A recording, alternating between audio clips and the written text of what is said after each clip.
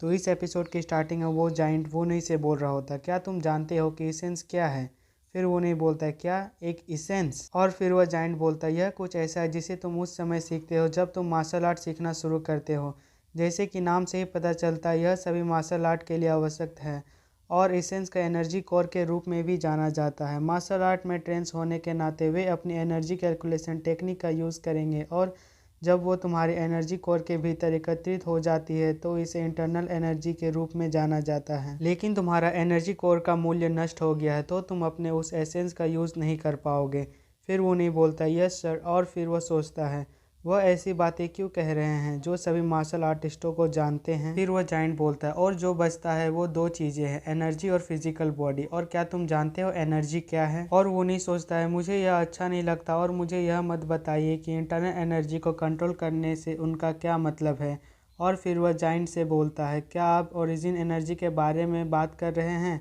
और origin energy गलत नहीं है। फिर वह जाइंट बोलता है, तुमने कुछ आधी अधूरी बात सीखी है, लेकिन उस चीज़ का असली नाम कुछ और ही है जो तुम्हारे चेस्ट के ठीक बीच में बैठा है, और वो है इनेट कोर एनर्जी। और इनेट कोर एनर्जी कुछ ऐसी चीज़ है जिसके साथ तुम पैदा हुए हो और इसे संचित नहीं किया जा सकता है। और ऐसा कहा जा सकता है इसमें तुम्हारी एनर्जी कोर का माध्यम से एकत्रित होने वाली इंटरनल एनर्जी की दुगनी शक्ति होती है। और इस सेंस में तुम लकी हो क्योंकि वहाँ लिखे गए सब तुमको सिखाते हैं कि अपनी इनेट कोर एनर्जी को कैसे कंट्रोल किया जाए। फिर सोडम पूरा खुश होते हुए बोलती है, माय गॉडनेस, तुमने जैकपॉट हासिल कर लिया और इससे तुम मार्शल आर्ट भी सीख सकोगे। लेकिन तुम खुश क्यों नहीं दिखते, क्या तुम ऐसी प्रीसियस अपॉर्चुनिटी गंवाना चाहते हो। और वो नहीं अपना मन में बोलता है, सोडम, जैसा कि नाम से पता चलता है कि इनेट कोर एनर्जी एक बहुत ही महत्वपूर्ण एनर्जी जो किसी के जीवन के बराबर है और केवल एक ही स्थिति होती है जब एक मार्शल आर्ट आर्टिस्ट अपने इनेट कोर एनर्जी का यूज़ करता है।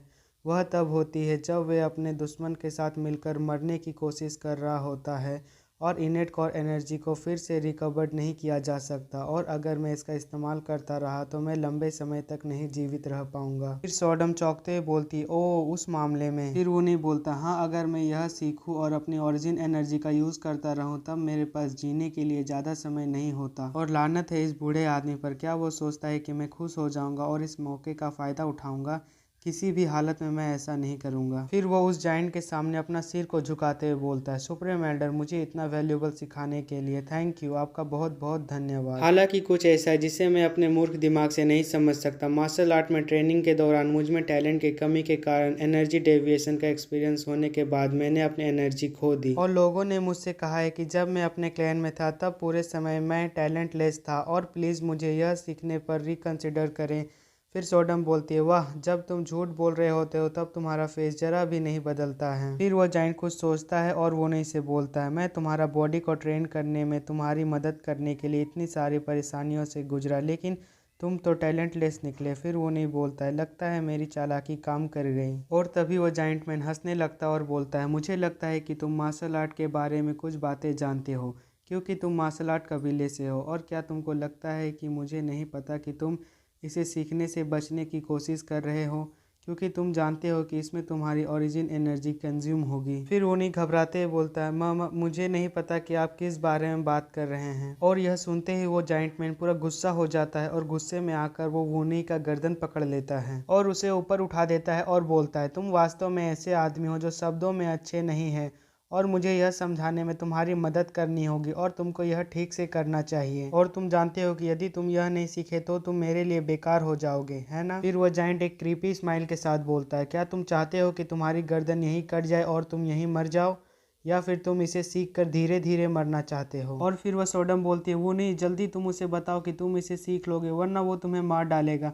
फिर वो नहीं बोलता है, नहीं, अगर मैं ऐसा करूंगा तो चीज़ें उसी की योजना के मुताबिक चलेगी। फिर वो नहीं चिल्लाते हुए जाइंट मैन से बोलता है, प्लीज़ तुम मुझे मार डालो। और सोडम बोलती है, क्या क्या तुम पागल हो गए हो, अरे वो तुम्हें सच में मार डालेगा। फिर वह जाइंट बोलता है, क्या क्या तुमको अपनी जान की परवाह नहीं है, क्या तुमको लगता है कि सिर्फ तुमको मारने के लिए कोई हमको ब्लेम करेगा। पर किस कॉन्फिडेंस के साथ एक आदमी डिस्ट्रॉयड हो चुके एनर्जी कोर के साथ है और कभी भी इससे अधिक कुछ नहीं होगा और थर्ड रेट का मार्शल आर्टिस्ट मौत मांग रहा है। फिर वो नहीं अपना मन ही मन बोल रहा होता है, कुछ साहस जुटा वो नहीं, यदि मैं एक थर्ड रेट का स्पाई बनने से भी अधिक बनना चाहता हूँ तो मुझे यह करना होगा। फिर वो नहीं जाइंट से बोलता है, क्या तुम मुझे मारना नहीं चाहते हो और यह बोलकर उनी अपना मन में बोलता है, मुझे यह जानने की ज़रूरत है कि कभी कभी जुए के लिए अपनी जान जोखिम में डालना ज़रूरी है। फिर उनी एक लंबी सांस लेता है और बोलता है, मुझे डर लग रहा है, लेकिन अगर मैं उस तरह जीऊँगा तो यह बिल्कुल वैसा ही होगा जैसा आप कहते हो। मैं बस जीवन भर के लिए उपयोग में लाया जाऊँगा और उसके बाद मार दिया जाऊँगा, क्योंकि मेरे अंदर पहले से ही वो ब्लड पैरासाइट मौजूद है और अब मैं मरना पसंद करूँगा और फिर उसी तरह जीऊँगा। और फिर वह जायंट बोलता है, क्या